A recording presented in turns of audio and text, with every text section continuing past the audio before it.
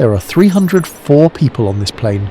216 of them are sitting in economy, packed in, knees touching the seat in front, sharing an armrest with a stranger, and 8 of them are sitting at the very front, in private suites, with lie-flat beds, with dedicated flight attendants, with meals served on actual china. Now, here is the number that changes everything.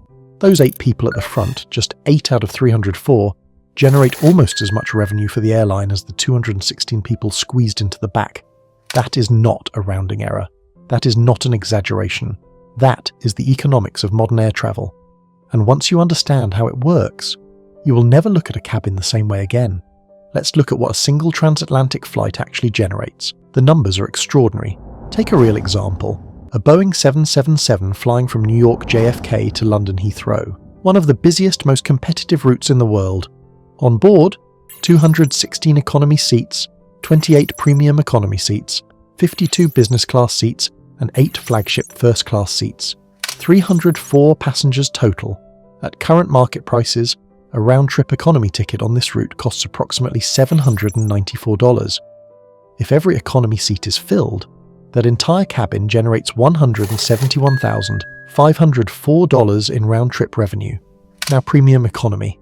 Wider seats, more recline, better food.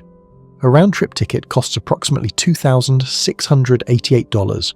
Across 28 seats, that cabin generates $75,264. Business class, lie-flat seats, airport lounge access, upgraded meals. A round-trip ticket costs approximately $5,493. Across 52 seats, that cabin generates $285,636. And then, flagship first, private suites, dedicated service, chauffeur transfers at certain airports.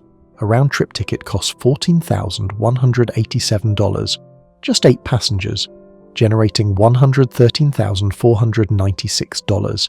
Add the 3 premium cabins together, premium economy, business, and first, and the total is $474,396. That means 88 passengers in premium cabins, just 29% of the people on the aircraft, account for approximately 74% of the flight's total revenue, 74% from 29% of the seats. No airline on Earth is making $500,000 in profit from a single transatlantic flight. The airline industry, despite moving billions of passengers and generating hundreds of billions in revenue annually, operates on profit margins that would make most business owners wince, typically between 2 and 5% in normal years, occasionally reaching 10% in exceptional ones. From that near $500,000 in ticket revenue, the airline pays pilot and crew salaries. It pays to lease the aircraft. Most commercial aircraft are leased rather than owned, at costs of hundreds of thousands of dollars per month per plane. It pays for fuel, which on a transatlantic flight can exceed 80,000 litres.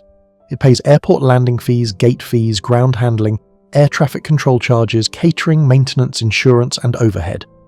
When every bill is paid, the actual profit from that flight is likely somewhere between $47,000 and $71,000 on a $500,000 revenue flight. That margin, that razor-thin slice between revenue and cost, is why airlines are simultaneously enormous businesses and notoriously fragile ones. Why fuel price spikes can turn a profitable airline unprofitable within a single quarter. Why a global pandemic grounded an industry that had seemed unstoppable. The money looks big, the margin is small, and everything depends on filling the right seats. The core idea is deceptively simple. Different customers have different maximum prices they are willing to pay for the same fundamental product. A smart business finds a way to charge each customer as close to their personal maximum as possible, rather than setting one price that leaves money uncaptured at the top and customers priced out at the bottom. Airlines execute price segmentation more aggressively and more sophisticatedly than almost any other industry on Earth. Consider what every passenger on that New York to London flight is actually buying at its most fundamental level. Transportation. Movement from one city to another. Every single passenger, economy and first class alike, departs at the same time and arrives at the same time. The core product is identical, but depending on how much space surrounds that transportation, how flat the seat reclines, how exclusive the lounge, how refined the meal, the price ranges from $794 to $14,187. That is an 18-fold price difference for the same journey, And the extraordinary thing is that it works, because the passengers paying $14,187 are not being overcharged relative to their willingness to pay. They are being charged exactly what the product is worth to them. And the passengers paying $794 are getting access to a route they might not otherwise be able to afford. Price segmentation does not just maximize airline revenue, it makes more routes viable for more passengers at more price points simultaneously. Of all the premium cabins, business class is the one the entire financial model depends on. First class generates extraordinary revenue per seat, but it requires extraordinary space. Those flagship first suites occupy floor space that could fit multiple rows of economy or business seats. The revenue per square foot, while high, comes at a significant opportunity cost. Economy fills the aircraft and covers fixed costs, but the margins per seat are thin. Economy passengers are necessary, they are not sufficient. Business class hits the precise sweet spot that makes modern long-haul aviation financially viable. Consider the floor space mathematics. An economy seat occupies approximately 3.7 square feet of cabin floor space. A business class seat occupies approximately 10 square feet. A first class suite can reach 35 square feet. Business class requires roughly 2.7 times the floor space of economy, but it generates roughly 7 times the revenue per seat. That ratio, more than double the space for 7 times the revenue, is why airlines have steadily expanded business class cabins on long-haul routes over the past 2 decades. Why new aircraft configurations consistently shift floor space from economy toward business. Why the business class product has become the primary battleground for airline competition on premium routes.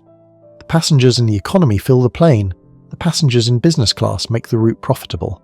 On many long-haul routes, particularly between major business centres like New York, London, Singapore and Tokyo, a flight that sold only economy seats would not generate sufficient revenue to cover its operating costs. Business class is not a luxury addition to a viable route. On many routes, it is the reason the route exists at all. 5. What the economics of air travel really reveals. Next time you board a flight, economy ticket in hand, making your way past the business class cabin toward the back, stop for just a second. Look at those lie-flat seats, those private suites, those passengers settling in with their champagne and their noise-cancelling headphones, and their 35 square feet of personal space. Most economy passengers walk past them feeling one of 2 things, envy or indifference. But here is what you should actually feel, gratitude. Because those passengers, the ones paying $14,000 for a seat, are not just buying comfort, they are subsidizing yours. Their revenue contribution is part of what makes the route commercially viable, part of what keeps the aircraft leased, the crew paid, the fuel loaded, the gate open at 2 a.m. for a flight that might otherwise never exist. The economy ticket that got you across an ocean for $800 exists, in part, because someone at the front of that same aircraft was willing to pay $14,000 for the same journey. The economics of air travel are not simply a story about luxury versus budget. They're a story about how an industry figured out how to move millions of people across the world, at prices those people can actually afford, by finding a small number of passengers willing to pay for everything else, 8 people, paying for 216 every single flight.